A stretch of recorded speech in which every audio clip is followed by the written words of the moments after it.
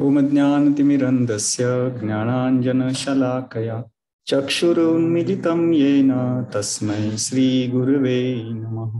श्रीचैतन्यमनोभीष्टं स्थापितं येन भूतले स्वयं रूप कदा मह्यं ददान्ति स्वपदान्तिकं। वन्देऽहं श्रीगुरो श्रीयुतापदकमलं श्रीगुरून् वैष्णवांश्च श्रीरूपं साग्रजातं सहगना रघुनाथान्वितं तं सजीवं साद्वैतं सावधूतं परिजनसहितं कृष्णचैतन्यदेवं श्रीराधा कृष्णपदां सहगना ललिता श्रीविशाखान्वितं च नमः। ॐ विष्णुपदाय कृष्णपृष्ठाय भूतले श्रीमते भक्तिवेदांत स्वामीनिति नामिने। नमस्ते सरस्वती देवे गौरवाणी प्रचारिणे निर्विशेष शून्यवादी अतदेशतारिणे। नमः ॐ विष्णुपदाय कृष्णपृष्ठाय भूतले श्रीमते भक्तिसिद्धान्त सरस्वतीति नामिने। श्रीवार्षभानुवी देवी दायिताय कृपाब्धये कृष्ण संबंध विज्ञान दायिने प्रभवे नमः। माधुर्य उज्ज्वल प्रेमाढ्य श्री रूपानुग भक्तिद श्री गौर करुणा शक्ति विग्रहाय नमस्तुते। नमस्ते गौरवाणी श्रीमूर्ते दीनतारिणे रूपानुग विरुद्ध अपसिद्धांत ध्वंतहारिणे। नमो गौरकिशोराय साक्षात् वैराग्यमूर्ते विप्रलंबर सांभोधे पदाम्बुजाय ते नमः। नमो भक्ति विनोदाय सच्चिदानंद नामिने गौरशक्ति स्वरूपाय रूपानुगवराय ते। गौर आविर्भाव भूमिष्ठं निर्देष्ट सज्जन प्रिय वैष्णव सार्वभौम श्री जगन्नाथाय ते नमः। वाञ्छाकल्पतरुभ्यश्च कृपा सिन्धुभ्येव च पतितानां पावनेभ्यो वैष्णवेभ्यो नमो नमः। नमो महावदन्याय कृष्ण प्रेम प्रदायते कृष्णाय कृष्ण चैतन्य नामिने गौरकिशे नमः। पंचतत्वात्मकं कृष्णं भक्तरूप स्वरूपकं भक्तावतारं भक्ताख्यं नमामि भक्तशक्तिकं। हे कृष्ण करुणा सिंधु दीनबंधु जगत्पते गोपेश गोपिकाकांत राधाकांत नमस्तुते। जयतां सुरतोपंगो मम मंद मतिर्गति मत्सर्वस्वपदाम्भुजो राधा मदन मोहन। दिव्यात्विन्दारण कल्पद्रुमाद श्रीमद् रत्नागार सिंहासनस्थो श्रीमद् राधा श्रीलगोविंद देवो पृष्ठालिवि सेव्यमानो स्मरामि। श्रीमान सरसारंगी वंशीवट तटस्थित कर्शन वेणु सुनिर्गोपी गोपीनाथाय श्रेयस्सुना। तप्त कांचन गौरांगी राधे वृंदावनेश्वरी वृषभानुसुते देवी प्रणमामि हरिप्रिय। जय श्री कृष्ण चैतन्य प्रभु नित्यानंद श्री अद्वैत गदाधर श्रीवासदि गौर भक्तवृंद। हरे कृष्ण कृष्ण कृष्ण हरे हरे हरे राम राम राम हरे हरे। ओम नमो भगवते वासुदेवाय ओम नमो भगवते वासुदेवाय ओम नमो भगवते वासुदेवाय। नारायणं नमस्कृत्यं नरं चैव नरोत्तमं देवीं सरस्वती व्यासं ततो जायमुदीरये। नष्टप्रायेषु भद्रेषु नित्यं भागवत सेवया भगवती उत्तम श्लोके भक्तिर्भवति नैष्टिकी। कृष्णाय वासुदेवाय देवकी नंदनाय च नंदगोपकुमाराय गोविंदाय नमो। हरे कृष्णा। तो उपस्थित सभी भक्तों का आज के इस उपदेशामृत के पर्व क्रमांक 3 में स्वागत है। तो हम श्री रूप गोस्वामी कृत जो श्री उपदेशामृत इस ग्रंथ के ऊपर हमारी चर्चा चालू है और विशेष करके हम श्री भक्तिविनोद ठाकुर जो इस उपदेशामृत के ऊपर जो टीका करते हैं उसके ऊपर हम विस्तारित रूप से चर्चा करते आ रहे हैं। एक्चुअली देखा जाए तो श्री भक्तिविनोद ठाकुर जी ने पूरे ग्रंथ के ऊपर इसकी टीका की है, लेकिन विशेष करके उनके दो ग्रंथ हैं। एक जो यहाँ पे है जिसको भक्त्यालोक कहा जाता है, जिसमें श्री भक्तिविनोद ठाकुर श्लोक क्रमांक 2 और 3 इसके ऊपर ही चर्चा कर रहे हैं। और उनका कहना यह है कि जो भी भक्त इस श्लोक क्रमांक 2 और 3 को अपने जीवन में वो पालन करेगा, निश्चित रूप से उसको वो जीवन शैली मिलेगी जिस जीवन शैली से वो अच्छी तरह से भक्ति कर सकता है। तो इसलिए विशेष करके इस ग्रंथ में, जिस ग्रंथ का शीर्षक है भक्त्यालोक, जो भक्तिविनोद ठाकुर ने लिखा है, तो इस ग्रंथ में हमें बाकी के श्लोक के ऊपर उन्होंने टीकाएं नहीं लिखी है। उन्होंने सिर्फ 2 और 3, ऐसा था कि हर एक ये जो 2 श्लोक है, इसमें जो 12 कुछ 6 गुण है और 6 अवगुण है, तो 12 चीजों के ऊपर भक्तिविनोद ठाकुर विस्तारित रूप से लिखते हैं। तो हर एक क्वालिटी के ऊपर भक्तिविनोद ठाकुर लिख रहे हैं और उसका गौड़ीय संप्रदाय ने उसका ग्रंथ बनाया जिसका शीर्षक है भक्त्यालोक। तो उन्होंने एक ऐसे निबंध के रूप में उसके ऊपर लिखा था और इसके ऊपर हम चर्चा कर रहे हैं और बहुत ही विस्तारित से वो चर्चा कर रहे हैं। और वो हमें एक अनुकूल जीवन शैली दे रहे हैं, जो जीवन शैली हमारे भक्ति के लिए बहुत महत्वपूर्ण है। और विशेष करके ये जो ग्रंथ है वो किसके लिए है, क्योंकि हम जब इस ग्रंथ की चर्चा करेंगे तो हमें ऐसा लगेगा कि ये बहुत भारी पड़ रहा है, वो डाइजेस्ट नहीं हो रहा है, बहुत बड़ा सुनाई दे रहा है। लेकिन ये ग्रंथ उस गंभीर साधक के लिए है जिसको इसी जीवन में भगवान श्री कृष्ण की प्राप्ति करनी है। इसलिए हमने पहले हमारे इंट्रोडक्शन में ही देखा था कि उपदेशामृत किसके लिए है। हर एक उस गंभीर साधक के लिए है जिसके जीवन का उद्देश्य है इसी जन्म में मुझे भगवान श्री कृष्ण को प्राप्त करना है। तो जब किसी व्यक्ति की भूख जब बहुत बड़ी होती है ना, तो उसको कुछ भी खाने को दिया जाए ना, वो हजम करता है। वैसे हमारी जब तीव्र इच्छा है कि मुझे इसी जन्म में भगवत धाम जाना है, मुझे इसी जन्म में भगवान श्री कृष्ण की शुद्ध भक्ति को प्राप्त करना है, तत्र लौल्यम अपि मूल्यम। तो ये मूल्य है मेरा कि लौल्य, ये लौलता, ये जो ग्रीडीनेस है, ये लोभ है, ये भगवान श्री कृष्ण को प्राप्त करने की जो भूख है, और वो भी इसी जन्म में मुझे प्राप्त करना है। ऐसे हर एक साधक के लिए ये ग्रंथ है। अगर कोई साधक यहाँ बोलता है कि नहीं मुझे कृष्ण नहीं चाहिए, मुझे बस ऐसे ही भक्ति करनी है, तो उनके लिए ग्रंथ बहुत हेवी हो सकता है, ये उपदेश बहुत हेवी हो सकते हैं। क्योंकि जिस साधक की इस भौतिक जगत में आनंद लेने की इच्छा है, इसका मतलब ये नहीं कि भक्त जीवन में बहुत दुखी रहता है, ऐसा नहीं है। लेकिन यहाँ पे भक्तिविनोद ठाकुर हमें समझाएंगे, हम चर्चा कर रहे हैं कि वो जो भोग करने की इच्छा है जब तक हमारे हृदय में रहेगी तब तक हम भगवान श्री कृष्ण को प्राप्त नहीं कर सकते। इसलिए विशेष करके ये ग्रंथ हमें यहाँ पे समझा रहा है कि जब तक हम गोस्वामी नहीं बनेंगे तब तक हम कृष्ण के दास नहीं बन सकते।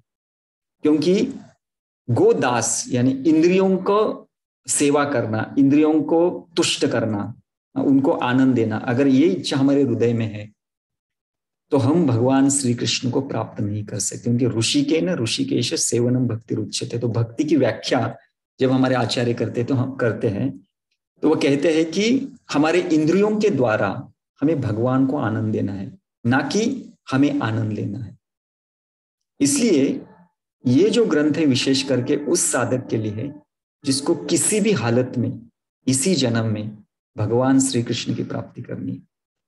और हमारे आचार्य कहते हैं कि अगर कोई व्यक्ति इस एक ग्रंथ को अच्छी तरह से पालन करेगा तो निश्चित रूप से वो इसी जन्म में भगवान श्री कृष्ण की प्राप्ति कर सकते। तो इसलिए हम लोग यहाँ पे चर्चा कर रहे, तो शरणागति के जो 6 लक्षण हैं उसमें से जो पहले 2 है अनुकूलश संकल्प प्रतिकूलश वर्जनम। तो जो अनुकूल चीजें हैं उनको स्वीकार करना है और प्रतिकूल चीजों को त्याग करना है। भक्तिविनोद ठाकुर एक भजन में भी लिखते हैं कि दृढ़ता से मैं अनुकूल चीजों को पालन करूंगा, दृढ़ता से मैं प्रतिकूल चीजों का त्याग कर दूंगा। क्योंकि शरणागति हम तभी ले सकते हैं जब अनुकूल और प्रतिकूल से हम अनुकूल को स्वीकार करें और प्रतिकूल का त्याग करें। अगर हम इन चीजों के बारे में विचार नहीं करेंगे, या यहाँ पे जो भक्तिविनोद ठाकुर बोलते हैं कि अनुकूल जीवन शैली को हम स्वीकार नहीं करेंगे, तो हम भक्ति में प्रगति नहीं कर सकते। क्योंकि हर एक अगर किसी दिशा में अगर हमें प्रगति करनी है, तो हमें उसकी अनुकूलता क्या है, प्रतिकूलता क्या है, उसका विचार करना चाहिए। तो अगर हम इन 6 प्रतिकूल और 6 अनुकूल चीजों का विचार करेंगे, तो निश्चित रूप से हम भक्ति में हम प्रगति कर सकते हैं। तो ये एक वैष्णव का जीवन शैली यहाँ पे भक्तिविनोद ठाकुर दे रहे हैं। और इसमें से हमने पहला जो अत्याहार है, इसके बारे में हमने पिछले पर्व में चर्चा की थी। तो थोड़ा सा जो भी कुछ डिवोटी नए हैं उनके लिए थोड़ा सा पीछे हमने क्या देखा था थोड़े से हम देखेंगे, फिर हम चर्चा करेंगे। तो श्लोक है श्लोक क्रमांक 2। तो हमने पहला श्लोक नहीं ले रहे, क्योंकि भक्तिविनोद ठाकुर कहते हैं कि 2 श्लोक अगर हम पालन करेंगे तो अपने आप पहला आएगा, कैसे तो हम चर्चा करेंगे। तो दूसरे श्लोक में श्री रूप गोस्वामी कहते अत्याहार प्रयासश्च प्रजल्पो नियमाग्रह जनसंगश्च लौल्यंच षड्भिर भक्ति विनश्यति। ये जो 6 है, अत्याहार, प्रयास, प्रजल्प, नियमाग्रह, जनसंग और लौल्यम। तो एक एक करके हम चर्चा करेंगे। तो आज के इस सत्र में हम अत्याहार के बारे में चर्चा कर रहे हैं। तो भक्तिविनोद ठाकुर लिखते हैं कि इस जो श्लोक है, इसमें जो विशेष करके जो अत्याहार है, ये जो 6 चीजें बताए गए हैं, इनके अर्थ को बहुत ही गहनता से हमें समझना चाहिए। और पिछली बार हमने चर्चा की थी कि कैसे अत्याहार का अर्थ होता है। अत्याहार मतलब सिर्फ खाना नहीं है, तो उसका डीप मीनिंग क्या है वो समझना बहुत जरूरी है। और जिस भक्त को शुद्ध भक्ति करनी है, उसके लिए इन उपदेशों को पालन करना बहुत जरूरी है। वो मतलब इसको हम ऑप्शनल नहीं कर सकते, इसमें से कोई भी चीज को हम निग्लेक्ट नहीं कर सकते। हमें उनको अपनी क्षमता के अनुसार हमें देखना है। तो जब इन पूरे सत्रों को हम देखेंगे, हर एक क्वालिटी को हम देखेंगे, तो हम उसके एक स्टेप बनाएंगे कि हमें शुरुआत कहाँ से करना है, हम धीरे धीरे हम आगे कैसे जा सकते हैं, उसकी भी चर्चा करेंगे, ताकि हमें बहुत ही आसान हो भक्ति करना। क्योंकि अगर हम डायरेक्टली हम जैसे बताया गया वैसा करने जाएंगे, तो हो सकता है कि हमें अपयश हो सकता है, निराशा हो सकती है। तो हम स्टेजेस बनाते बनाते जाएंगे, लेकिन पहले हम भक्तिविनोद ठाकुर क्या देते हैं इसकी चर्चा करेंगे। तो भक्तिविनोद ठाकुर लिखते हैं कि इसका डीप मीनिंग क्या है समझना चाहिए, और जिस व्यक्ति को शुद्ध भक्ति करनी उसके लिए इंस्ट्रक्शन बहुत जरूरी है। और जो इस उपदेशों को उपेक्षा करेगा वो भगवान हरि की भक्ति को प्राप्त नहीं कर सकता, ये डायरेक्टली वो कह रहे हैं। और ये ग्रंथ भक्तिविनोद ठाकुर लिखते हैं कि जिसकी तीव्र इच्छा है ऐसे सभी साधकों के लिए मैं लिख रहा हूं। इसलिए लेखक ने पहले ही लिख दिया है कि ग्रंथ किसके लिए है, जिसकी तीव्र इच्छा है। कौन सी? To attain pure devotional service, शुद्ध भक्ति प्राप्त करने की जिसकी तीव्र इच्छा है, ऐसे हर एक साधक के लिए ये ग्रंथ बहुत लाभदायक है। ये ग्रंथ से हमें निश्चित रूप से हमें फायदा हो सकता है, जो हमारा जीवन का उद्देश्य है, और इसी जन्म में हो सकता है। इसलिए यहाँ पे लिख रहे जिसका स्ट्रॉन्ग डिजायर है, who have a strong desire to attend pure devotional service. तो आगे लिखते हैं कि जो 6 जो अवगुण है, ऑब्स्टैकल्स है, उनके बारे में लिख ले। अत्याहार, प्रयास, प्रजल्प, नियमाग्रह, जनसंग और लौल्य। और अभी इस श्रृंखला में हम अत्याहार के ऊपर चर्चा कर रहे हैं। तो अत्याहार का मतलब ओनली टू ओवर ईटिंग ऐसा नहीं है। लोग ऐसे सोचते हैं कि अत्याहार, जब हम शब्द को सुनते हैं तो हमें ऐसा लगता है कि अच्छा अत्याहार यानी ज्यादा खाना, लेकिन इसका मतलब उतना ही नहीं है, इतना लिमिटेड नहीं है, उसका बहुत ही विस्तारित रूप से दिया गया है। तो क्या दिया है, तो इसकी चर्चा करते हुए भक्तिविनोद ठाकुर पहले हमें पहला श्लोक देते हैं। पहला श्लोक क्या है? वाचो वेगम, मनस क्रोध वेगम, जीवा वेगम, उदरूपस्थ वेगम, एतान वेगान्यो विषेहित धीर सर्वाम अपीम पृथ्वी सशिष्यत। तो बोल रहे कि ये 6 प्रकार के जो आवेग हैं, जीवा वेग, वाणी का आवेग, क्रोध, मन, उदर, उपस्थ, इन आवेगों को जो नियंत्रित करता है वो व्यक्ति जगत गुरु बन सकता है। अभी अभी यहाँ पे ये श्लोक क्यों दे रहे हैं? क्योंकि भक्तिविनोद ठाकुर बोल रहे हैं कि पहला श्लोक जो है वो परिणाम है, वो इफेक्ट है, इफेक्ट। और हम अगर इफेक्ट को पकड़ना जाएंगे और हम कारण के ऊपर अगर हम कार्य नहीं करेंगे तो हमारे लिए इंद्रिय निग्रह करना बहुत मुश्किल होता है।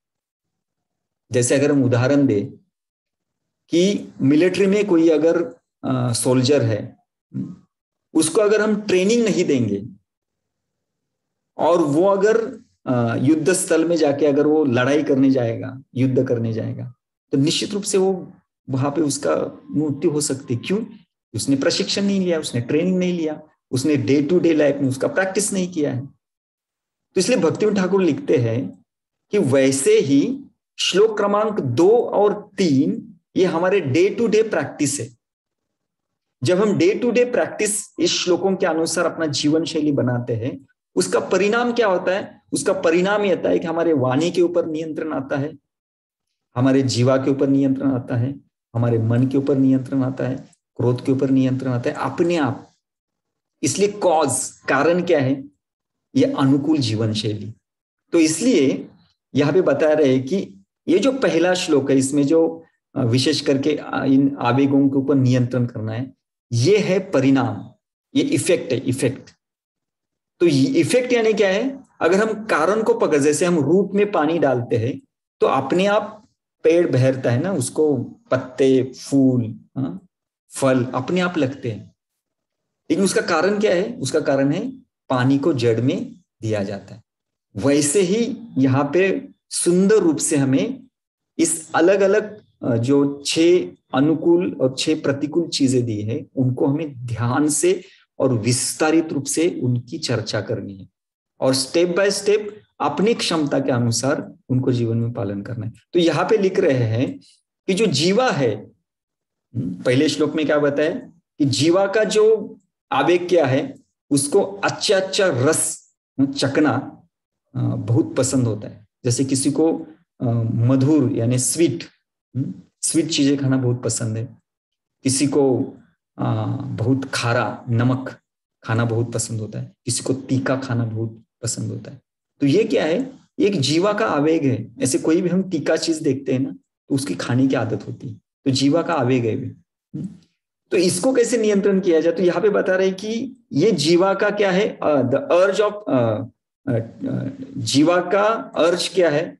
वो है the desire to taste food stuff, मतलब खाना कुछ, तो जीवा को रस चाहिए। The urge of stomach is desire to overeat, और जो पेट का आवेग क्या है? उसको भरपेट खाना चाहिए। ओके, तो यहाँ पे भक्तिविनोद ठाकुर लिखते हैं, देखो कि अत्याहार दूसरे श्लोक में भी दे रहे हैं और पहले श्लोक में भी इन 2 चीजों में बताया गया है कि खाना है, जीवा से खाना है, पेट को भी बहुत खाना है।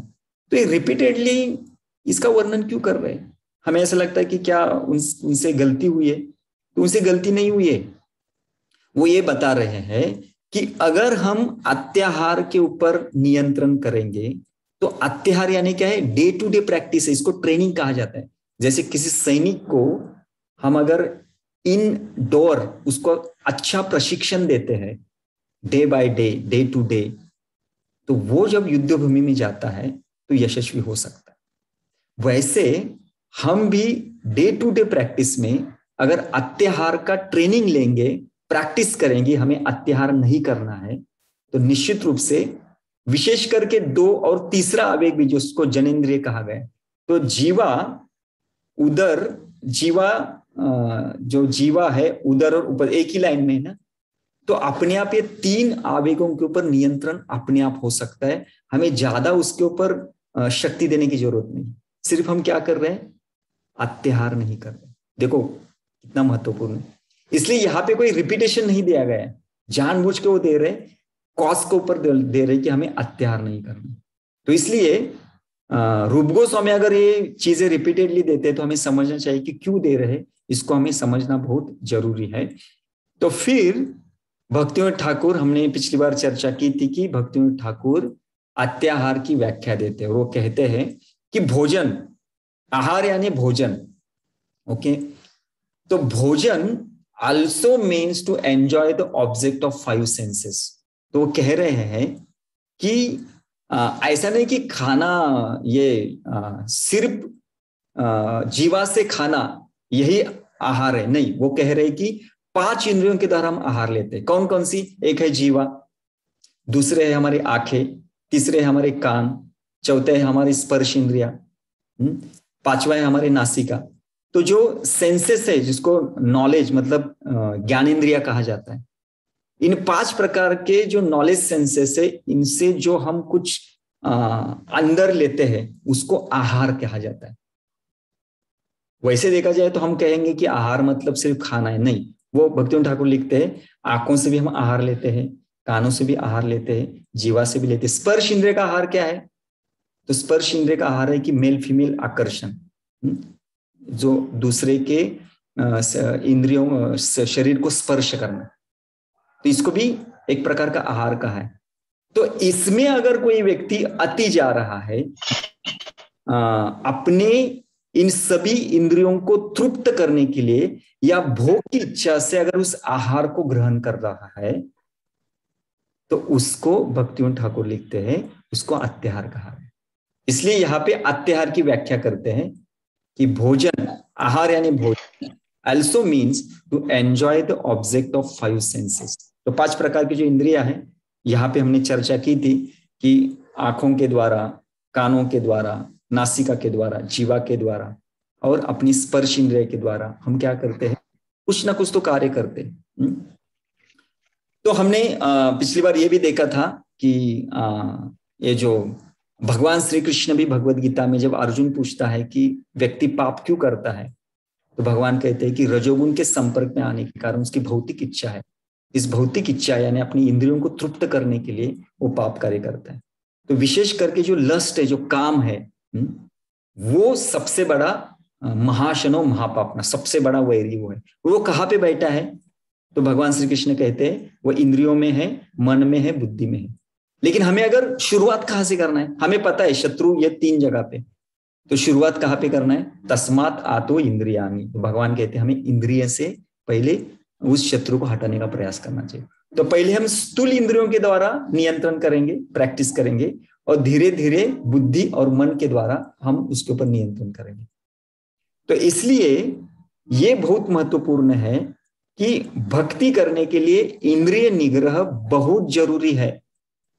बिना इंद्रिय निग्रह हम भक्ति नहीं कर सकते, क्योंकि हम एक किसी की तो सेवा करेंगे, एक तो कृष्ण की सेवा करेंगे, नहीं तो हमारी इंद्रियों की सेवा करेंगे। अगर हम इंद्रियों की सेवा करने जाएंगे तो हम कृष्ण का विचार हमें आएगा ही नहीं। और भक्ति यानी क्या है? अनुकूलेन कृष्णानुशीलनम। अनुकूल, भगवान को जो अनुकूल है और जो उनके प्रति जो कार्य है, जो अनुकूल है, जो उनके आनंद के लिए हमें करना है, उसको भक्ति कहा गया। अगर हम अपनी इंद्रियों के लिए आनंद, इंद्रियों के आनंद के लिए कार्य करेंगे तो वो भक्ति है ही नहीं ना। तो इसलिए बहुत महत्वपूर्ण है कि ना कि हमें अपने इंद्रियों के लिए जीना है, हमें भगवान के इंद्रियों के लिए जीना है। तो कोई प्रश्न ये उठा सकता है कि इसका मतलब ये है क्या कि भक्तिमय जीवन मतलब क्लेशकारक होता है, या सिर्फ भगवान ही अधिकारी है आनंद के? हाँ, कोई भक्त के लिए वो मतलब भक्त को आनंद होने का अधिकार नहीं है।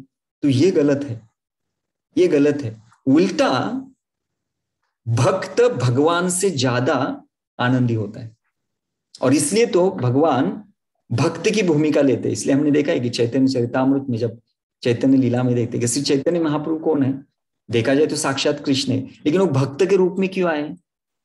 क्योंकि वो जानना चाहते हैं कि राधा रानी जो मेरी परम भक्त है, उसको ऐसा क्या आनंद हो रहा है जो मुझे नहीं हो रहा है। देखो, साक्षात कृष्ण जो पूर्ण पुरुषोत्तम भगवान है, जो सबसे बड़े भोक्ता है, भोक्ता राम यज्ञ तपसाम सर्वलोक महेश्वरम, वो सभी आनंद के स्रोत है, और सभी चीजें इस जगत में जो कुछ भी है वो उनके आनंद के लिए है।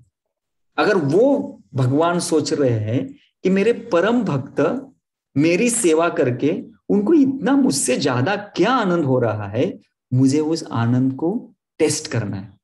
इसलिए तो साक्षात कृष्ण श्री चैतन्य महाप्रभु के रूप में एक भक्त अवतार के रूप में आते हैं और देखते हैं कि वो भक्ति का आनंद क्या है। तो इसका गलत अर्थ नहीं लेना है कि भक्ति यानी सिर्फ भगवान को आनंद देना और हमें दुख में रहना, ऐसा नहीं है। हम जितना भगवान को आनंद देने का प्रयास करते हैं, भगवान उनसे ज्यादा हमें आनंदित रखते हैं। तो भौतिक जगत में यहाँ पे क्या होता है कि आनंद को भोगने का प्रयास करते हैं, और इससे क्या होता है, इससे बहुत दुख मिलता है उसको। इसलिए हम देखते हैं कि इस भौतिक जगत में लोग छीनने का प्रयास करते हैं तो प्रकृति उनसे छीनती है, जब कोई देने का प्रयास करते तो प्रकृति उनको और देती है। तो इसलिए आनंद देने से मिलता है, आनंद का भोग करने से, लेने से आनंद नहीं मिलता है। तो इसलिए इसका मतलब ये नहीं कि भक्ति क्लेशकारक है, भक्ति यानी सिर्फ भगवान को आनंद देना और भक्तों को दुख में रहना नहीं है। इसलिए भगवान श्री कृष्ण जब 9वें अध्याय में भक्ति की व्याख्या करते, 9 लक्षणों के बारे में बताते ना, तो वहां बोलते सुसुखम कर तुम, भक्ति बहुत सुखदायी है। इसलिए जब हम भक्ति करते हैं तो हमें आनंद मिलना चाहिए। अगर हम भक्ति करते हुए अगर हमें आनंद नहीं मिल रहा है, इसका मतलब हम भक्ति नहीं कर रहे हैं। ये एकदम सिंपल फॉर्मूला है। कहा तो गड़बड़ हो रही है, क्योंकि भक्ति बहुत सुखदायी है, भक्ति हमें आनंद देती है। अगर हमें नहीं मिल रहा है, इसका कहा तो हम गड़बड़ कर रहे हैं, हम कहा तो अपराध कर रहे हैं, कहा तो हम गलतियां कर रहे हैं, कहा तो हम पाप कर रहे हैं, कुछ तो गड़बड़ हो रहा है, इसलिए हमें आनंद नहीं मिल रहा है। सबसे ज्यादा अगर बड़ी प्रक्रिया कोई रहेगी तो वो है भक्ति की प्रक्रिया, आनंद देने वाली प्रक्रिया। इसलिए ये गलत फहमी हमारे मन से निकाल देना चाहिए कि भक्ति यानी सिर्फ भगवान को आनंद देना है और हमें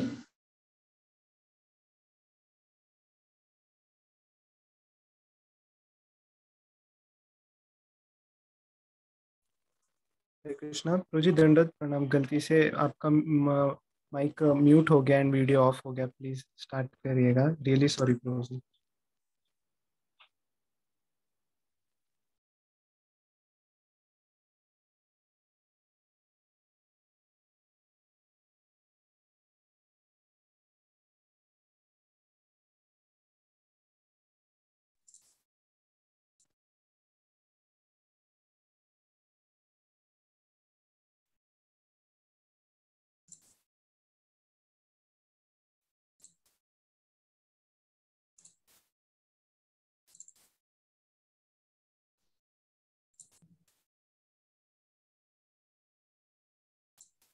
ओके, हरे कृष्ण।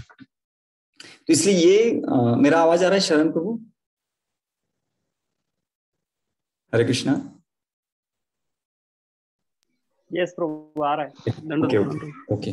तो फिर ये गलतफहमी थोड़ी मन से निकाल देनी चाहिए कि भक्ति यानी सिर्फ भगवान को आनंद देना, हमें आनंद लेना ही नहीं, ऐसा नहीं है। जब हम भक्ति करते हैं तो हमें आनंद मिलेगा ही, हाँ, लेकिन हमें आनंद को भोग के रूप में नहीं लेना, सिर्फ हमें भगवान को देने का प्रयास करना चाहिए। भगवान हमें भी आनंद देते हैं, इसलिए सुसुखम कर दो। तो यहाँ पे पहले हमें इंद्रियों के ऊपर ज्यादा ध्यान देना है। तो यहाँ पे देखो भक्तिविनोद ठाकुर लिखते हैं कि this type of material enjoyment is compulsory for an embodied soul. तो हम सभी बद्ध जीवात्मे हैं, और जो बद्ध जीव है, बद्ध जीव यानी बिना इंद्रियों को पोषण करके वो जी कैसे सकता है? ऐसे नहीं कि हम हवा के ऊपर जी सकते। हमें आंखों का आहार चाहिए, जीवा का आहार चाहिए, पेट को आहार चाहिए, सभी इंद्रियों को हमें आहार देना है। बिना आहार के हम तो मर जाएंगे। कितना दिन रहेंगे हम? ज्यादा नहीं रहेंगे। तो इसका मतलब हमें आहार देना है, लेकिन कैसे? अगर हम आहार नहीं देंगे तो देखो, without enjoying the sense object living entity can not survive, हम जीवित नहीं रह सकते। और अगर हम इस इंद्रियों को आहार नहीं देंगे तो क्या होगा? हमें शरीर को छोड़ना पड़ेगा। तो ये इंद्रियों को बिल्कुल तुष्ट न करना, इनके ऊपर बिल्कुल ध्यान न देना और सिर्फ भगवान के ऊपर ध्यान देना, ये हमारा क्या है? ये इससे हम भक्ति नहीं करेंगे। तो इंद्रियों की जरूरतें क्या है वो देना है, लेकिन हम अपने इंद्रियों की जरूरत कैसे पूर्ण करते हैं ये सीखना बहुत जरूरी है। हमें इंद्रियों को जीवित भी रखना है, हमें खुद को जीवित भी रखना है, और हमें जीवित रहते हुए हमें भगवान की भक्ति भी करना है। इन दो अंगों को हमें एक करना है। जीवन जीने के लिए हमें क्या करना है? हमें अपने इंद्रियों को पोषण करना है, और हम पोषण करते हुए हमें भक्ति भी करना है। ये दोनों को हमें एक करना है। जब इन दोनों को हम एक करेंगे उसको भक्ति कहा है। अलग अलग नहीं रखना है, दोनों को एक ही करना है। वो अनुकूल शैली हमें यहाँ पे आचार्य दे रहे हैं। ऐसा नहीं कि इंद्रियों के लिए अलग करना है, भक्ति के लिए अलग करना, नहीं, ये दोनों को एक ही करना है। तो इसलिए अभी हम देखेंगे कि हमें क्या क्या बताया गया है। और भगवत गीता में भगवान भी कहते हैं कि इस जगत में नहीं कश्चित क्षणमपि जातु तिष्ठति अकर्मकृत कार्यथि अवश्य कर्म सर्वश प्रकृते जय गुण है। तो हर एक जो जीवात्मा है उसको अवश्य यानी विवशता के साथ कार्य करना ही पड़ता है। हम न्यूट्रल नहीं रह सकते। हमें अगर जीवन जीना है तो हमें कार्य करना ही है। इसलिए इस जगत में कोई भी व्यक्ति एक क्षण भर के लिए भी कार्य मैं नहीं करूंगा ऐसा नहीं कह सकता हूं। उसको विवशता के साथ कार्य करना ही पड़ता है। क्यों? क्योंकि वो प्रकृति के आधिपत्य के नीचे है। फिर भगवान कहते हैं ठीक है, कोई व्यक्ति क्या कर रहा है, ऐसा दिखा रहा है, कर्मेंद्रियाणि संयम्य यास्ते मनसा स्मरण इंद्रियार्थ विमूढ़ात्मा मिथ्याचार से उच्यते। कोई दिखाएगा कि अच्छा ठीक है, मुझे ना मैं वो बाहर से अपनी इंद्रियों को पूर्ण रूप से नियंत्रण किया है, और अंदर से अगर वो विषयों का चिंतन कर रहा है तो भगवान श्री कृष्ण कहते हैं वो मिथ्याचारी, वो दाम्भिक है, वो फंसा रहा है। और वो दूसरों को नहीं फंसा रहा है, वो खुद को फंसा रहा है। तो ऐसे व्यक्ति को मिथ्याचारी कहा गया है। तो यहाँ पे कहते हैं कि since maintaining one's life is not possible without action, one must work to maintain his life. तो हमारे जीवन को पोषण करना, बिना पोषण के हम जीवित नहीं रह सकते। लेकिन अभी एक महत्वपूर्ण उपदेश यहाँ पे भक्तिवेदांत ठाकुर लिखते हैं कि अगर हम कोई कार्य करना चाहते हैं, क्योंकि बिना कार्य के इस भौतिक जगत में हम रह नहीं सकते, लेकिन इस कार्य को कौन से मनोभाव से हमें करना है। क्योंकि हमने जब पहले क्लास में चर्चा की थी कि प्रभुपाद कहते हैं कि भक्ति में अगर किसी को प्रगति करना है तो उसका मनोभाव क्या है। क्योंकि हर एक साधक का जो भक्ति का प्रगति है उसके मनोभाव के ऊपर आधारित है। तो यहाँ पे भक्तिवेदांत ठाकुर कहते हैं कि अगर किसी साधक को इस जगत में कोई भी कार्य करना हो, क्योंकि उसको कार्य अगर करना है तो बिना कार्य के वो जीवित नहीं रह सकता। अगर कार्य करना है तो कैसे करना है? तो कहते if such activities are done in the mood of enjoyment, अगर उस कार्य को मैंने मेरे इंद्रियों के तृप्ति के लिए या मेरे भोग के लिए, मेरे आनंद के लिए, इस मनोभाव से अगर वो कार्य करेगा तो बहुत ही हेवी स्टेटमेंट यहाँ पे भक्तिवेदांत ठाकुर लिखते हैं कि then one's qualification as a human is lost and he becomes like an animal धर्मेण हीन पशु ही समान। तो अगर वो व्यक्ति या वो भक्त कोई भी कार्य कर रहा है, उसका एंजॉयमेंट का अगर मूड है, देखो एंजॉयमेंट का मूड मतलब क्या है कि मुझे आनंद चाहिए। भक्ति यानी क्या है? मुझे भगवान को आनंद देना है। जब हम देने का प्रयास करते ना तो हम भक्ति में बहुत आनंदी हो जाते। लेकिन मूड ऑफ एंजॉयमेंट मतलब क्या है कि हमें आंखों के द्वारा, कानों के द्वारा, जीवा के द्वारा, नासिका के द्वारा, हर एक इंद्रियों से हम भोग करने की इच्छा चाहते। जैसे कोई भी जैसे हमने चर्चा की थी ना कि हमारे सामने अगर भगवान का महाप्रसाद आता है और महाप्रसाद लेने के बाद हम जब खा रहे तो हम भोग की इच्छा से खा रहे, अपने जीवा का, हाँ ये प्रसाद अच्छा है, ये गलत है, ये बहुत ही खराब है, इसमें कोई टेस्ट नहीं है, ये अच्छा लग रहा है, इसको खाओ, बहुत खाओ, मजा आ रहा है, मजा आ रहा है, मजा आ रहा है। ये अगर हमारा मूड है, इसको कहते हैं इंद्रिय तृप्ति। हम प्रसाद भी खा रहे हैं लेकिन हमारा मनोभाव है इंद्रिय तृप्ति। लेकिन वही महाप्रसाद अगर हम इस मूड से, इस मनोभाव से स्वीकार करते हैं कि भगवान ने कृपावश मुझे इतना टेस्टी इतना सुंदर महाप्रसाद मुझे दिया है, ताकि इसको मैं स्वीकार करूं और इससे मुझे जो भी शक्ति मिलेगी, इससे मैं भगवान का गुणगान करूं या मेरे आत्म साक्षात्कार के लिए मैं प्रयास करूं। इसलिए मुझे भगवान ने खुद तार मध्य जीवाती लोगो माया सदुर्मति ताकि जेता कठिन संसार। कृष्ण बड़ा दयामय, कृष्ण ने बहुत ही कृपावश मुझे इतना सुंदर महाप्रसाद दिया है। इससे जो भी मुझे शक्ति मिलेगी, इससे मैं क्या करूंगा, मैं भगवान का गुणगान गाऊंगा। ये जो मनोभाव है, इसमें कोई एंजॉयमेंट प्रोपेंसिटी नहीं है। इसमें हम क्या करते हैं, भगवान की कृपा को हम स्वीकार कर रहे हैं। तो वहां वो प्रसाद ले रहा है, लेकिन पहले केस में हमने क्या देखा, मजा आया, हाँ मेरी जीवा तृप्त हो गई। इसमें हमें भगवान का कहाँ विचार कर रहे हैं।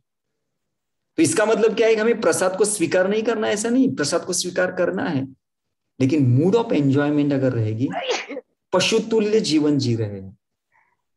और अगर हम पशु तुल्य जीवन जीते हैं, तो फिर हमें भगवान कृष्ण की प्राप्ति नहीं हो सकती। इसलिए हमें मनुष्य के स्तर पे आना है। तो मनुष्य का स्तर क्या है, मनुष्य यानी वो व्यक्ति जो भगवान के लिए जी रहा है। अगर कोई व्यक्ति मनुष्य होते हुए अगर खुद के लिए जी रहा है, खुद के इंद्रियों के लिए जी रहा है, तो उसको क्या कहा है, यहाँ पे स्पष्ट रूप से भक्तिविनोद ठाकुर लिखते हैं, one's qualification as human is lost. वो मनुष्य कहने वो लायक नहीं है। बहुत ही हेवी स्टेटमेंट यहाँ पे भक्तिविनोद ठाकुर लिखते हैं। इसलिए सुनने के थोड़ा हमें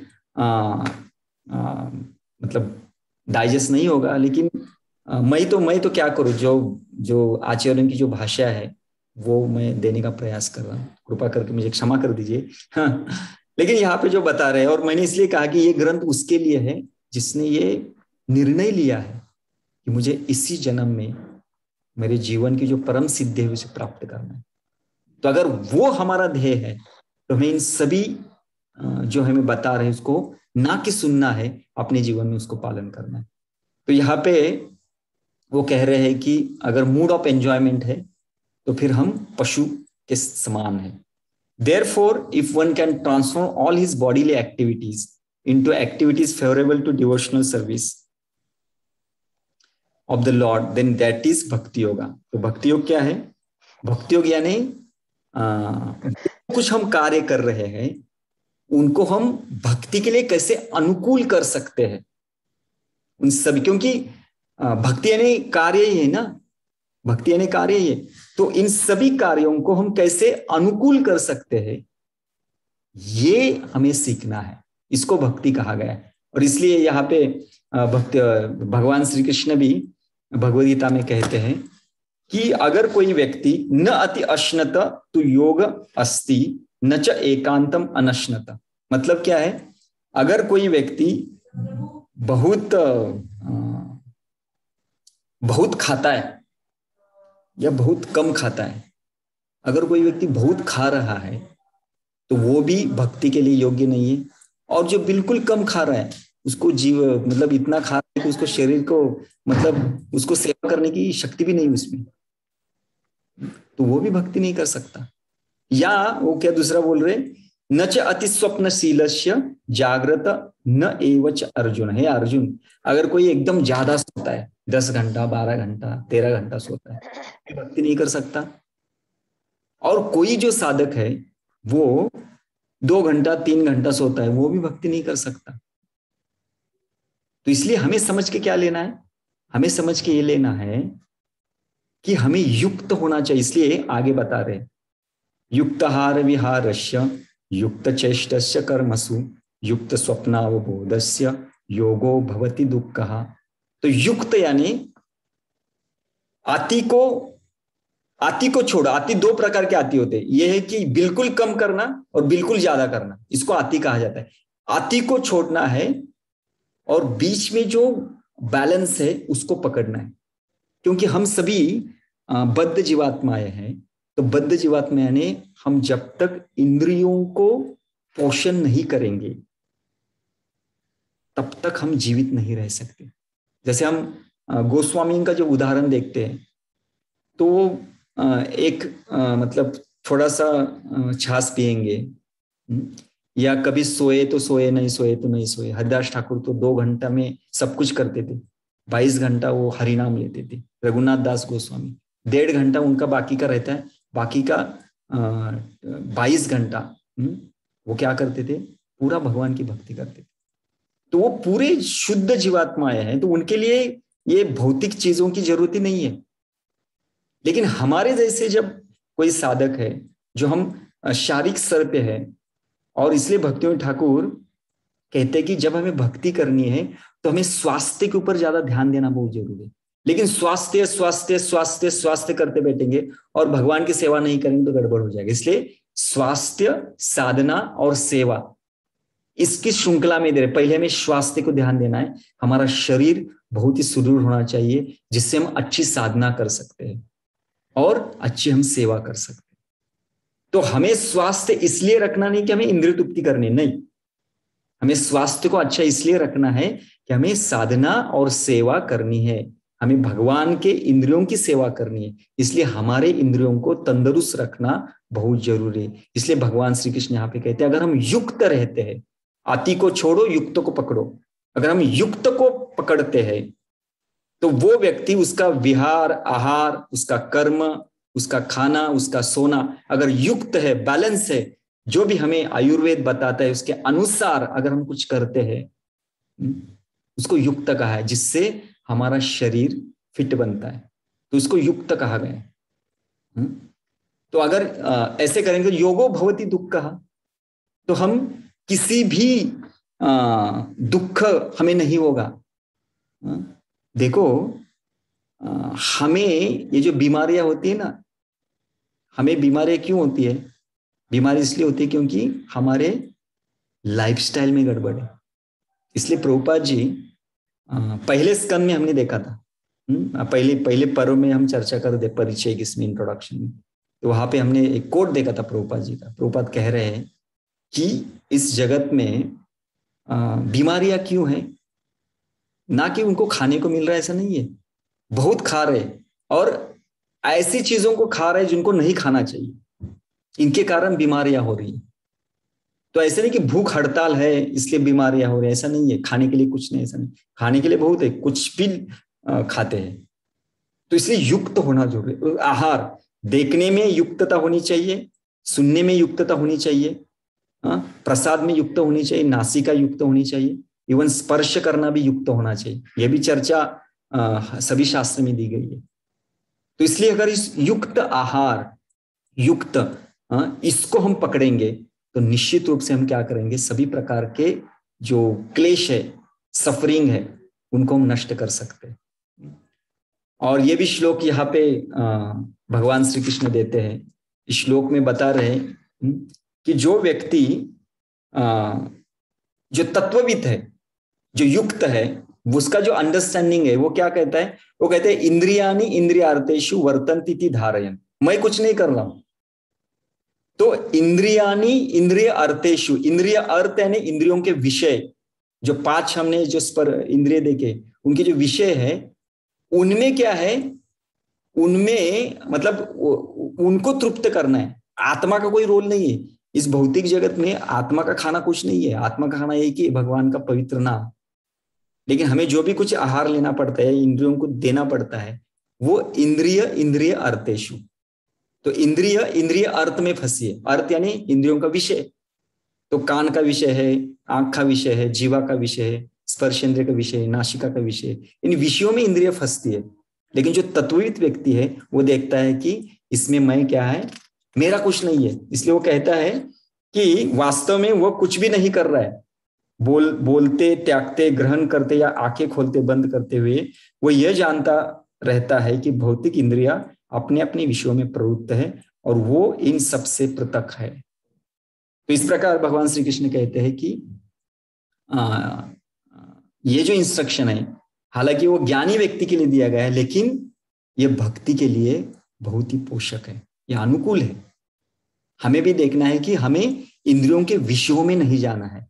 हमें इंद्रियों के विषयों की इतना हमें स्वीकार करना है जितना हम जीवित रह सके। श्रील सुखदेव गोस्वामी भागवत के, सुत गोस्वामी भागवत के प्रथम स्कंद में वो लिखते हैं, आई थिंक सुखदेव या सुत गोस्वामी, वो लिखते हैं कि हमें इतना स्वीकार करना जिससे हम जीवित रहे। और जीवित किस लिए रहना है? जीवस्य तत्व जिज्ञासा। हमें जीवित इसलिए रहना है कि हमें तत्व की जिज्ञासा करनी है कि मैं कौन हूं, मेरा भगवान के साथ क्या रिश्ता है, मैं इस भौतिक जगत में जो मुझे क्लेश आते हैं, ये क्लेश मुझे क्यों आ रहे हैं। तो ये जो तत्व जिज्ञासा है, इसके लिए हमें जीवन तो जीना है, उसके लिए हमें सभी जरूरतों को पूरा करना है, बाकी मजा के लिए नहीं करना है। तो इसलिए ये जो इंस्ट्रक्शन यहाँ पे बता रहे हैं बहुत ही अनुकूल है। और भगवत गीता में जो लास्ट का जो है सर्वधर्मान परित्यज्यम, ये शरणागति का जो व्याख्या भगवान बताते हैं, तो उसके भी यहाँ पे भक्ति ठाकुर लिखते हैं कि the concluding verse of Bhagavad Gita explain about शरणागति of full surrender and keeping this in mind one should renounce fruitive activities and philosophical speculation and accept sense of object as a Lord's mercy। तो हमें क्या करना है? हम भगवान को शरण गए हैं, हमने उनका शेल्टर आश्रय लिया है। इसका लक्षण क्या है? हमें फल की प्राप्ति से कोई कार्य नहीं करना है, क्योंकि कार्य तो करना है, और कार्य किसके लिए करना है? कार्य भगवान को आनंद देने के लिए करना है। कोई भी कार्य, ऐसा नहीं कि हम सिर्फ भक्ति का कार्य बोले। कार्य यानी जो भी एक्टिविटी, कंपनी में जाना, पढ़ाई करना, घर काम करना, कोई भी हम कुछ करेंगे ना, हर एक को भगवान के साथ संबंध बनाते हुए करना। इसलिए पिछले बार हम चर्चा कर रहे थे ना, तो जीव गोस्वामी लिखते हैं कि अगर हम बिना संबंध जोड़े हुए अगर कोई भी एक्टिविटी करते, उसको वो कर्म के रूप में ले रहे, कोई भी। लेकिन हम संबंध को प्रस्तापित करते हुए अगर हम कोई भी कार्य करते हैं, वो नवदा भक्ति से बाहर का भी रहेगा। हाँ, खेती कर रहे, वो कर रहे, या ऑफिस में जा रहे, घर काम कर रहे, कुछ भी कर रहे, लेकिन हम उस सभी परिस्थितियों को भगवान से कनेक्ट करना है, खुद को हमें भगवान से कनेक्ट करना है। वो हर एक चीज जीव गोस्वामी कहते हैं वो भक्ति है। तो इसलिए हमें क्या करना है? One should renounce fruitive activities. हमें हर इस प्रकार के जो फल लेने की जो कामना है, मनोभाव है, उसको त्याग करना है, और मानसिक तर्क को भी त्याग करना है। ऐसा करेंगे तो वैसा हो जाएगा, वैसा करेंगे तो ऐसा हो जाएगा। इस सभी प्रकार के जो मानसिक जो कार्यकलाप है, जो तर्क वितर्क है, मेंटल स्पेकुलेशन, उसको हमें ये करना है। और जो भी तत्व ज्ञानात्मक जो भी स्पेकुलेशन, उसको हमें त्याग करना है। और हमें क्या स्वीकार करना है? Accept sense object as a Lord's mercy. Krishna बड़ो दयामय, कृष्ण बहुत दयालु है, जिन्होंने मुझे मेरे आंखों के लिए ये दृश्य मुझे दिया है। कृष्ण इतने दयालु है, मेरे कानों के लिए उन्होंने म्यूजिक दिया है।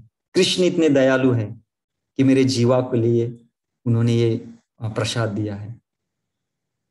कृष्ण इतने दयालु है कि मेरे नासिका के लिए वो सुगंध दे रहे, उनको अर्पण किया हुआ जो भी निर्माल्य है उसका सुगंध मुझे दे रहे। तो कृष्ण बहुत दयालु है। इस भाव से हमें हर एक चीज करना है। हर एक, हम जब प्रैक्टिकल में जाएंगे ना, तो कुछ हम चीजों को निकालेंगे, हम चर्चा करेंगे उसके ऊपर कि कैसे हम भक्ति करते समय डे टू डे लाइफ में हमें कौन कौन से प्रैक्टिकल एप्लीकेशन, ये तो भक्ति ठाकुर लिख रहे हैं, लेकिन हम भी, मैं आपको दिखाऊंगा कि हमारा मनोभाव कोई भी कार्य करते समय कैसा होना चाहिए। वो बहुत प्रैक्टिकल होगा। ये चर्चा के बाद, हर एक जो एक्टिविटी होने के बाद हम विस्तारित रूप से उसकी भी चर्चा करेंगे कि अपने जीवन में हम इस एक्टिविटी को कैसे ले सकते हैं, उसके स्टेप क्या है, पहला स्टेप क्या है, दूसरा क्या है, तीसरा क्या है, चौथा क्या है। क्योंकि हर एक भक्त का स्टेप एकदम बड़ा नहीं हो सकता। तो अपनी क्षमता के अनुसार हम एक एक स्टेप आगे आगे जाएंगे तो भगवान बहुत खुश हो जाएंगे, क्योंकि हम शुरुआत तो कर रहे हैं, हमें तो शुद्ध भक्ति करनी। और मैं चाहता हूं कि यहाँ पे जितने भी भक्त उपस्थित है, उनके जीवन का एक ही उद्देश्य है कि हमें शुद्ध भक्ति करनी। तो अगर हमारा जीवन का उद्देश्य शुद्ध भक्ति है, तो हमें इन प्रैक्टिकल एप्लीकेशन को हमें अपने जीवन में उतारना ही है। तो इसलिए हमें हर एक चीज को भगवान की कृपा के रूप में स्वीकार करना है। इसको ही भक्ति ठाकुर लिखते हैं, यह है शुद्ध भक्ति। तो शुद्ध भक्ति के बारे में यहाँ पे वो कह रहे हैं। और इसलिए यहाँ पे बोल रहे हैं अनासक्तस्य विषयान यथा अर्हम उपयुञ्जत निर्बंध कृष्ण संबंधे युक्त वैराग्य उच्यते। तो हमें युक्त वैराग्य के सिद्धांत को अपनाना है। युक्त वैराग्य क्या? युक्त वैराग्य यानी सभी प्रकार के जो इंद्रिय विषय है उनको हमें स्वीकार करना है, लेकिन युक्त कैसे करना है? तो यहाँ पे 3 चीजों के बारे में यहाँ पे एक्चुअली रूप गोस्वामी भक्ति रसामृत सिंधु में लिखते हैं, और वही यहाँ भक्तिवेदांत ठाकुर उनकी टीका में लिख रहे हैं।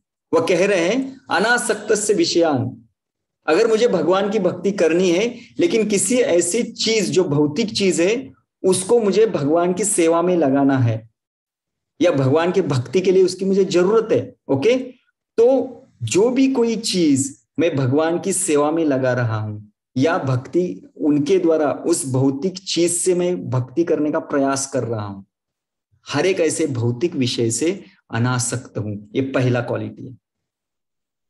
तो देखो यहाँ पे 3 चीजें यहाँ पे बता रहे। अगर ये 3 चीजें हमारे भौतिक विषयों के अंदर रहेंगे तो वो हमें एक्चुअली हमारी भक्ति में प्रोग्रेस करेगा, अदरवाइज नहीं। अदरवाइज हम इंद्रिय तृप्ति में पढ़ेंगे। कभी कभी भक्त बोलते हैं ना युक्त वैराग्य, युक्त वैराग्य, युक्त, तो युक्त वैराग्य के इसके ऊपर हम इंद्रिय तृप्ति करते हैं, हम फंसते हैं उसमें। तो यहाँ पे बोले जो भी कोई भौतिक चीज हम भगवान की सेवा में लगा रहे, उससे हम भगवान की भक्ति करने का प्रयास करें, उस हर एक चीज से हमें क्या करना है? अनासक्त रहना है। तो क्यों क्या देख रहे हैं हम नवदा भक्ति के बारे में नहीं सोच रहे, हम इंद्रियों के विषय, जैसे खाना है, तो किसी प्रसाद के प्रति हमें ज्यादा आसक्ति नहीं होनी चाहिए, यही खाना मुझे चाहिए, नहीं। मुझे जो कुछ भी मिलेगा मेरे शरीर के पालन पोषण के लिए भगवान जो भी मुझे देंगे मैं इसको स्वीकार करूंगा। तो कोई आसक्ति नहीं, यही चाहिए प्रभु जी, मुझे आज मैं प्रसाद के लिए आपके घर आ रहा हूं, मुझे यही प्रसाद चाहिए।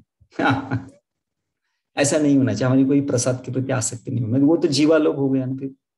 नहीं, आप जो भी देंगे भगवान मुझे जो भी देंगे मैं इसको स्वीकार करूंगा। क्यों? क्योंकि मुझे वो शक्ति चाहिए ताकि मैं भगवान की सेवा कर सकूं। ये मनोभाव है। तो भाव प्रसाद ले रहा है, उसका सेवन कर रहा है। इसलिए हमारे संस्कृति में प्रसाद का आदर किया क्या? प्रसाद लिया कैसे बोलते? प्रसाद, ऑनर प्रसादम, प्रसाद का आदर कर। ऐसे नहीं टू ईट प्रसाद, नहीं, हमें प्रसाद को खाना नहीं है, प्रसाद का आदर करना है। तो अनासक्त, कोई आसक्ति नहीं है, जो कुछ भी भगवान दे रहे हैं उसको हम स्वीकार कर रहे हैं। तो ये प्रसाद के मामले में नहीं, हर एक चीज में, किसी भी जो विषय को हम स्वीकार करना है, क्योंकि हमने चर्चा की है कि उसके बिना तो हम जी नहीं सकते क्योंकि हम बद्ध जीव है। तो उसको स्वीकार करते हुए कोई उस चीज के प्रति कोई आसक्त नहीं है। जैसे अगर कोई मोबाइल फोन हम यूज कर रहे हैं, जरूरत है, लेकिन उसके प्रति कोई अटैचमेंट नहीं है। अगर कल कोई बोलेगा कि ये नहीं चाहिए तो फिर ले लीजिए, कोई अटैचमेंट नहीं है। तो अनासक्तस्य विषयान्।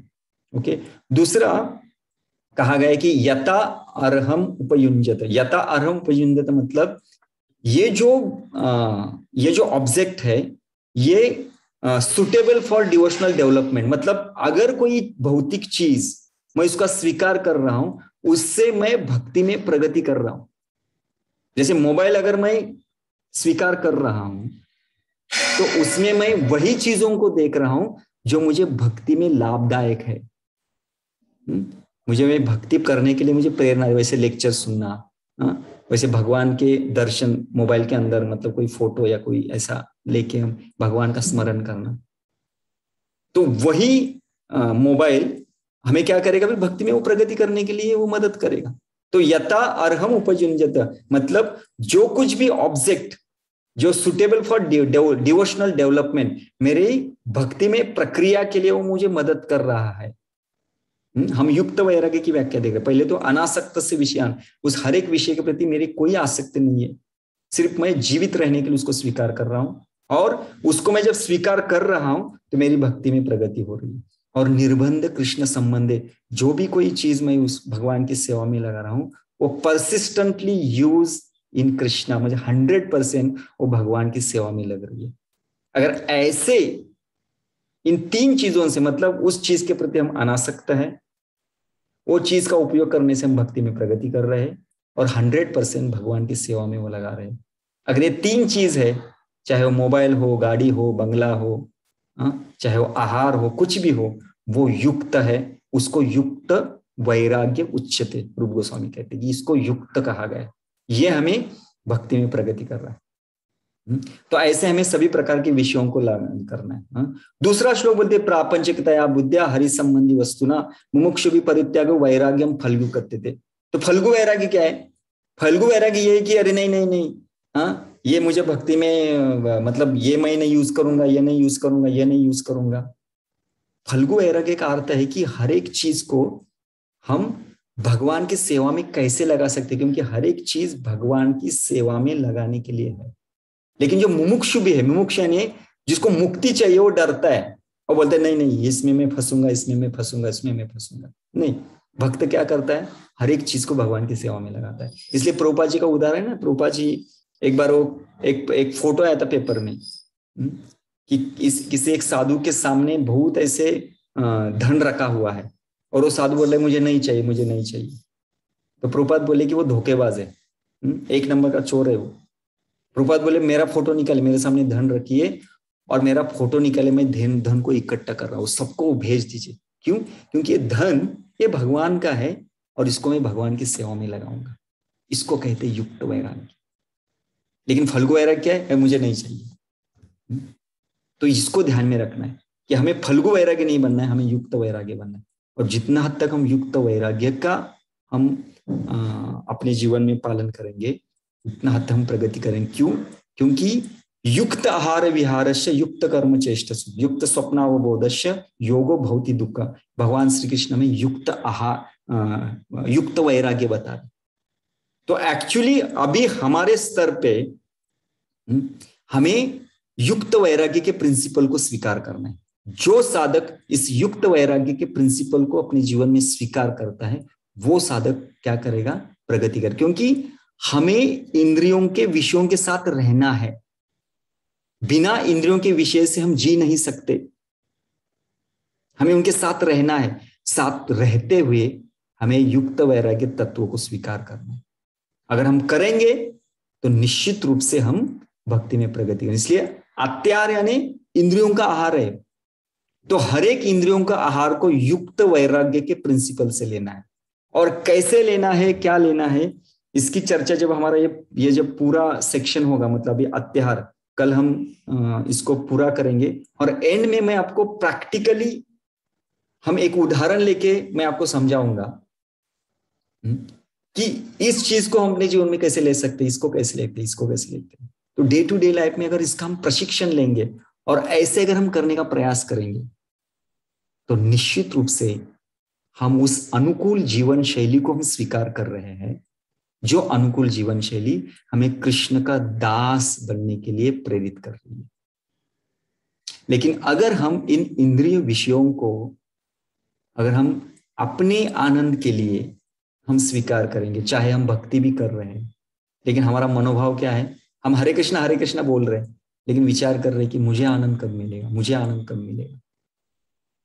तो ये इंद्रिय तृप्ति है। इसलिए आत्मेंद्रिय प्रीतिवांछा तारे बोले काम, कृष्णेंद्रिय प्रीतिवांछा तारे बोले प्रेम, धरे प्रेम नाम। तो प्रेम क्या है? कृष्णेंद्रिय प्रीतिवांछा, भगवान कृष्ण के इंद्रियों को प्रीति देना, आनंद देना, यह है प्रेम। आत्मेंद्रिय प्रीतिवांछा तारे बोले काम, और अपनी इंद्रियों को आनंद देना, इसको काम कहा गया। तो एक है प्रेम, एक है काम। एक्टिविटी तो वही है, हम किसको संतुष्ट कर रहे हैं? हम भगवान को संतुष्ट कर रहे हैं, वो है प्रेम। हम खुद को संतुष्ट कर रहे हैं, वो है काम, उसको भौतिक इच्छा कहा गया। और सबसे बड़ा वैरी भगवान श्री कृष्ण कहते हुए भौतिक इच्छा। और जब तक हमारे हृदय के अंदर ये भौतिक इच्छाएं, भौतिक कामनाएं, ये भोग करने की इच्छा रहेंगी, पिछली बार हमने देखा था कि इसकी तुलना प्रभुपाद बोलते ये हथकड़ी के समान है। इनविजिबल शैकल्स कहा जाता है। ये दिखते नहीं है लेकिन ये है। इससे अगर हम जब तक मुक्त नहीं होंगे तब तक हम भगवान श्री कृष्ण की प्राप्ति नहीं करेंगे। तो युक्त वैराग्य प्रिंसिपल को हमें स्वीकार करना है। कैसे करना है, क्या करना है, हम अगले पर्व में इसकी हम चर्चा करेंगे। तो हम सिर्फ अत्याहार की चर्चा कर रहे हैं, अभी बाकी के और भी आने वाले हैं, लेकिन अत्याहार में हम विशेष करके जो 5 इंद्रियों के जो आहार है इसकी डिटेल में हम कल और जो चर्चा हम करेंगे। हरे कृष्ण। तो समय हुआ है, किसी का अगर कोई छोटा सा प्रश्न है तो आप पूछ सकते।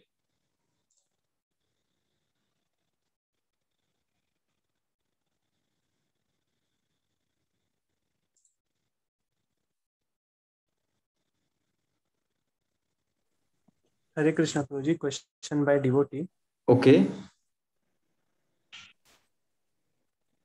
हरे कृष्णा प्रभु जी, आवाज आ रहा है? आवाज आ रहा है, बोलिए। प्रभु जी, question by devotee. Okay,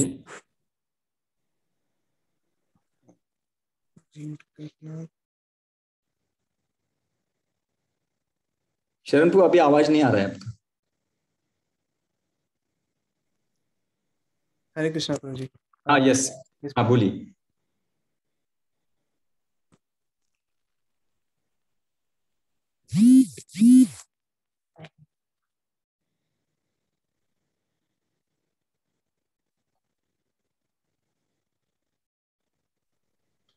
Hare Krishna Prabhu ji. Yes प्रभु, दंडवत प्रणाम। धन्यवाद। आवाज आ रही है प्रभु? हाँ, आ रहा है, हाँ बोलिए। प्रभु जी। हाँ प्रभु जी, मेरा सवाल ये था कि अपन जो भक्तों के साथ में जो व्यवहार करते हैं ना, और जो भौतिक लोगों के साथ व्यवहार करते हैं, उसमें थोड़ा कैसा, मैं अभी नया हूँ प्रभु जी, मुझे इतना ज्ञान नहीं है, लेकिन खाली पूछ रहा हूँ कि ये जो है ना, अपना जो स्वभाव है ना, वो भक्तों के साथ में अलग रहता है और भौतिक लोगों के साथ में थोड़ा हार्ड हो जाता है ना वो। तो ये सही है क्या प्रभु जी? क्या सबके साथ में एक ही तरह का व्यवहार होना चाहिए प्रभु जी? यही पूछ रहा था मैं, थोड़ा ये हो जाता है ना, इसलिए। प्रभुपाद जी अब इसमें कथा बताते, प्रभुपाद जी कथा बताते कि ऐसा नहीं कि देखो व्यवहार तो व्यवहार है। मतलब जो श्लोक बताएगा ना, तृणादपि सुनीचेन तरोरेव सहिष्णुना अमानेन मानदेन कीर्तनीय सदाहरि।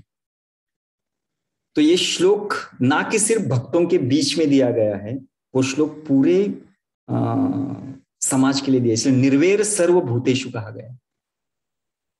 इसलिए हमारा कोई शत्रु नहीं होना चाहिए, कोई शत्रु होना चाहिए, बहुत ही हायर स्तर है। लेकिन प्रभुपाद जी एक स्टोरी बताते, बोलते कि नारद मुनि एक सर्प के पास गए और सर्प को बोले कि उनके सब विषैले दांत को निकाल दिया, उनको तकलीफ दे रहे थे। जैसे उनके विषैले दांत को निकाल दिया तो बच्चे लोग उनको मारने लगे। तो फिर वो सर्प फिर नारद मुनि के पास गया, बोला कि ऐसे ऐसे आपने वो विष निकाल दिया तो अभी सब मुझे मार रहे। तो नारद मुनि बोले कि आपको काटना नहीं है, लेकिन हमको ठुस करना है। ठुस यानी आपको, आपका बचाव के लिए आप कुछ कर सकते हैं।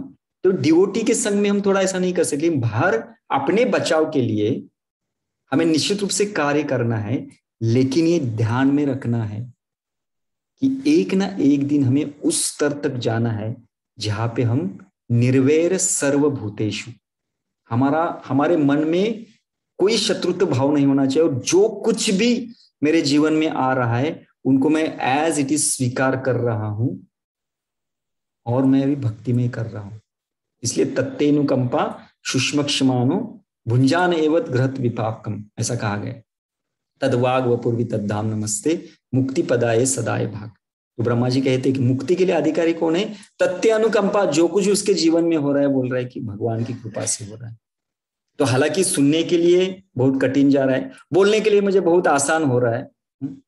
मुझे बोलने में, बोलते हैं ना, बोलने में क्या जाता है, लेकिन हमारी सबकी हालत ये है। लेकिन हमें सबको ये सोचना है, आपको और मुझे दोनों को उस स्तर तक जाना है जहां पे कोई भी व्यक्ति मुझे तकलीफ देगा तो उसको मैं सहन करने की शक्ति मुझ में आनी चाहिए। वो हमें भक्ति देवी देगी।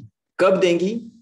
जब हम अच्छी तरह से साधना करेंगे, इस अनुकूलता को स्वीकार करते हुए हम अपनी साधना को अच्छी तरह से करेंगे, तब भक्ति देवी हमें वो देगी। लेकिन तब तक हमें थोड़ा सा प्रयास करना चाहिए।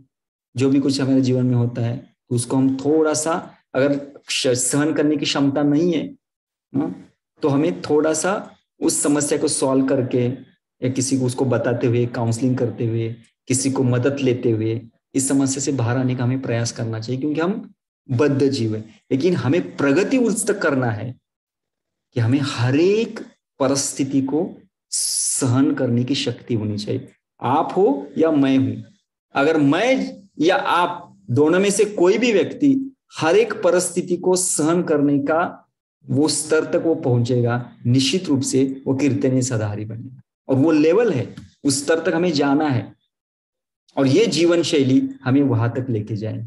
नहीं तो हम प्रगति नहीं करेंगे, हम प्रगति नहीं करेंगे। कोई भी देखो, हमारे जितने भी साधु संत है ना, उन्होंने वो किया है। तो अपने जीवन में हमें सहन करने की शक्ति होनी चाहिए, लेकिन अगर डिवोटीज को कोई तकलीफ दे रहा है, उनको हमें सहन नहीं करना। जैसे प्रभुपाद जी के जीवन में भी देखते, या प्रभुपाद जी जब उन्होंने मतलब मंदिर खड़े कर रहे थे, तो भगवान की स्थापना के लिए उन्होंने बहुत कोर्ट केस किए, बहुत कुछ किए। वहां नहीं बोले कि जो भी भगवान देंगे हम करेंगे, ऐसा नहीं। तो भगवान के संतुष्टि के लिए हमें कुछ करना है। जैसे अर्जुन धर्म की स्थापना के लिए उन्होंने लड़ाई की, हनुमान जी ने प्रभु रामचंद्र जी की मदद के लिए लड़ाई की। तो दूसरों के लिए, भगवान के लिए, भक्तों के लिए हम कुछ कर सकते हैं, लेकिन अपने लिए हमें सहन करना है। भगवान के लिए हमें सहन नहीं करना है। और कोई व्यक्ति भगवान को कुछ बोल रहा है तो हमें वहां पे उसको रोकना चाहिए। लेकिन कोई व्यक्ति मुझे अगर बोल रहा है तो उसे मिले जो भी है वो ठीक है, ऐसा है। तो अपने लिए सहनशीलता होनी चाहिए, भगवान के लिए हमें वो सहन नहीं करना है, हमें उसके लिए रोक टोक जवाब देना चाहिए। इसलिए तुकाराम महाराज बोलते हैं ना, वज्रा हुनी कठिनामी मेना हुनी मऊ। तो जहां पे हमें वज्र बनना है, वज्र बनना है। जहां पे हमें एकदम मुलायम बनना है, मुलायम बनना है। लेकिन अपने जीवन में बहुत मुलायम होना है। लेकिन हम वैष्णव, हरिगुरु वैष्णव, जब उनके प्रति कोई अगर बोल रहा है तो हमें वज्र के जैसा होना चाहिए। तो ऐसा, लेकिन ये बहुत महत्वपूर्ण है कि तृणादपि सुनिश्चय। इसलिए चैतन्य महाप्रभु जब नित्यानंद प्रभु के प्रति जगह में अपराध करते, उनको मारने के लिए जाते। जिन्होंने ये तृणादपि हमें सिखाया है, उनको मारने के लिए गए। क्यों? क्योंकि बता रहे कि भक्त के प्रति अगर उनको कोई अपराध कर रहा है, उनकी कोई निंदा कर रहा है, उसको सहन मत करो, लेकिन खुद के प्रति अगर कोई कर रहा है उसको आप सहन कीजिए। इस प्रकार ये कहा जाता है। ठीक है प्रभु, क्लियर है? हाँ प्रभु जी, एकदम। और आपके जो काउंसलर है, जो भी हाँ परिस्थिति, जो भी आपकी परिस्थिति होती है जीवन में, क्योंकि वो परिस्थिति क्या है, आप अपनी काउंसलर के साथ बैठ के उसको जो भी आपको कुछ वो सॉल्यूशन देंगे, क्योंकि वो केस टू केस स्टडी रहता है। हर एक केस में अलग अलग सॉल्यूशन हो सकता है, क्योंकि हम भौतिक जगत में रहते हैं, तो हम उसको रूल नहीं बना सकते। केस टू केस स्टडी होता है। तो आपके काउंसलर के साथ बैठ के आप इस चीज को कैसे अपने जीवन में अपनाए, उसको आप चर्चा कर सकते। ठीक है प्रभु जी? प्रभु जी बिल्कुल Yes. बिल्कुल। हरे कृष्ण। हरे कृष्ण। हरे कृष्ण। ओके, और किसी का कोई प्रश्न है? हरे कृष्णा प्रभु जी, सॉरी मेरे एंड से नेटवर्क इशू था, बट एक क्वेश्चन था प्रभु जी, question by devotee. Hare Krishna प्रभु जी, I think I am doing अत्याहार at the level of honor and praise, trying to be humble, but internally I enjoy it most of the time. I want to overcome this tendency and serve with sincere humility. Please guide me, Prabhuji. देखो, आपका पहला चीज तो क्या है कि आपको समझ में आया कि हम अत्याहार कर रहे हैं। ठीक है, तो हमें क्या करना चाहिए? एक तो हमें पहले तो हमें नित्यानंद प्रभु से प्रार्थना करनी चाहिए कि वो बहुत दयालु है, और हमें धीरे धीरे, एकदम हम बंद नहीं कर सकते। एकदम बंद करेंगे तो फिर गड़बड़ हो सकती है। तो धीरे धीरे धीरे धीरे उसको बंद करना है, चाहे सालों साल लगने दो, कोई प्रॉब्लम नहीं। ये तो मैं आपको कल इसकी चर्चा में करूंगा कि अगर हम बिल्कुल मतलब एक मंदिर में एक घटना हुई थी कि एक ब्रह्मचारी बहुत ही ऐसा राजभोग का एपुलेंट प्रसाद वो खा रहे थे।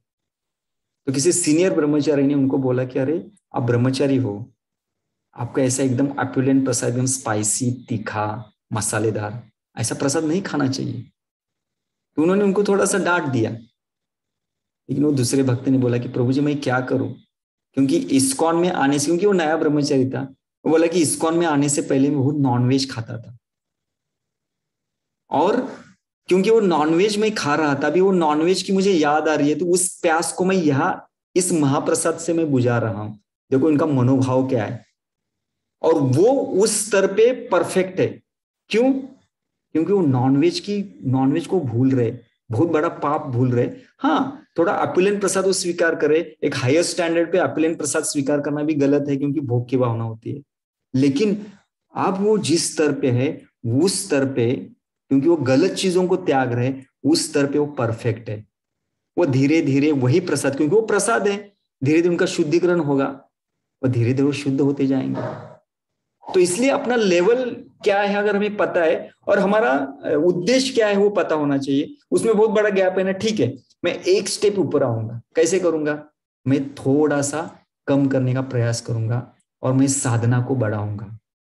मैं हरिनाम का जप करते समय मैं भगवान को प्रार्थना करूंगा, हे भगवान मेरे जीवन में ये अत्याहार करने की बहुत लालसा है, जीवा के लोभ की बहुत लालसा है, कृपया मेरे ऊपर आप दया कीजिए और मुझे इस अत्याहार की इससे मुझे निकालिए। ये प्रार्थना करते करते हमें साधना करनी चाहिए और अपने आप थोड़ा सा हम कम कम कम करने का प्रयास कीजिए, तो धीरे धीरे हो जाएगा। आप एकदम नहीं होने वाला, एकदम नहीं होगा, धीरे धीरे हो जाएगा और भगवान निश्चित रूप से कृपा करेंगे। अगर हमारी प्रामाणिक इच्छा है तो भगवान हमें निश्चित मदद करते, तो हमें वो प्रार्थना करनी चाहिए, प्रार्थना करते हुए और अच्छे भक्तों के संगति में रहना है। अगर हम अच्छे भक्तों के संगति में रहेंगे तो भक्त हमें हमेशा मदद करेंगे, उनके मदद के द्वारा, भगवान की कृपा के द्वारा और अपनी शक्ति के द्वारा, इन तीनों के माध्यम से हम धीरे धीरे इससे बाहर आएंगे। लेकिन पहले तो यह है कि हमें पता चला कि हमारी गलती, पहला तो यश हमारा यह है कि हमें गलती पता होती कि मैं गलत कहाँ पे हूं। अगर मुझे मेरी गलती ही पता नहीं है तो फिर मैं इससे बाहर कैसे निकल सकता हूँ। तो सबसे बड़ा महत्वपूर्ण ये है कि आपने स्वीकार किया कि हाँ मुझे अत्याहार की आदत है, स्वीकार किया, ओके इट्स अ गुड। तो अभी हमें इन 30 चीजों के द्वारा साधना थोड़ा अच्छी तरह से करना है, भगवान को प्रार्थना करना है, विशेष करके नित्यानंद प्रभु जी को रोज रोज प्रार्थना करनी चाहिए, क्योंकि बद्ध जीव के लिए हमें एक ही आश्रय है, वही नित्यानंद प्रभु, क्योंकि वो सभी आचार्यों के मुख्य है। तो इनसे हमें रोज प्रार्थना करनी चाहिए रोते हुए। तो पहला चीज तो आपको पता चला है, गुड। अब ये प्रार्थना के द्वारा, अपने एफर्ट के द्वारा आप प्रयास कीजिए इनसे धीरे धीरे निकलने का। और हम चर्चा तो प्रैक्टिकल लेवल पे हमें कैसे करना है क्या तो करने वाले हैं, तो आप देखिए उसमें से, ठीक है। हरे कृष्णा। और किसी का कोई प्रश्न है? थैंक यू सो मच प्रभु। हरि बोल।